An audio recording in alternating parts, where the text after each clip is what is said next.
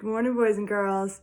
Today in math, we are talking about making numbers using unicubes and then looking at a picture of unicubes and turning it into a number. So back and forth between seeing a picture of unicubes, remember these from our classroom?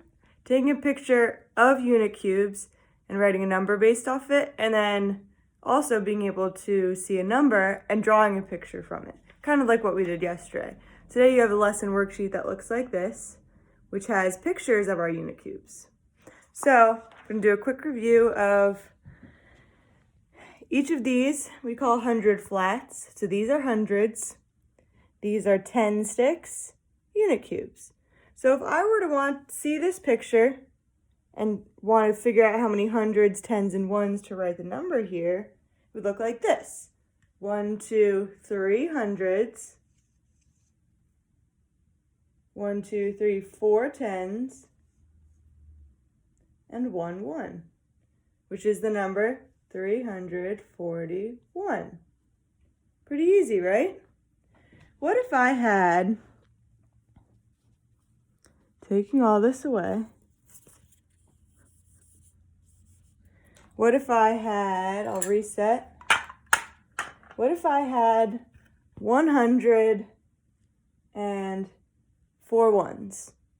What would that look like? 100. Oh, I don't have any 10s, so I have to write a 0 here. 100, 0 tens, and 4 ones. So that's the number 104. You see? Now, let's quickly talk about if I have a number and I want to draw a picture based off of it, how would I do that? Well, let's look. So let's say I have the number 228.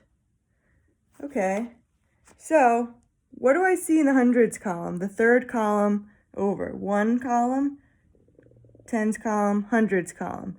So that's 200. So I would draw 2 squares, or I would take 2 of my 100 flats. Good. And then I have 2 tens, 1, 2 tens, which is 1, 2, and then 8 ones. 1, 2, 3, 4, 5, 6, 7, 8. You want to make sure when you're drawing your little ones that they are much smaller than your hundreds, or else that'll get very confusing. So then I would show 1, 2, 3, 4, 5, 6, 7, 8. That's what that would look like. So let's take a look at our lesson worksheet. I'll help you with the first one. So our first picture looks like this. It shows hundreds, tens, ones. 1, 2, 3, 4 hundreds. 1, 2 tens. And 1, 2, 3, 4, 5, 6 ones. So that's the number 426. Now be careful when you get down to number 3, where it has 100 and then it jumps to ones. Do you see any tens there? Which means you have to put a 0 where there's tens. Don't leave it blank. You need to fill that space with a 0, or else it'll look like the number, if you were to just write 108 ones, then that would look like the number 18. You need that 0 there. 100, 0 tens, 8 ones. That way, we know that this is still the hundreds place.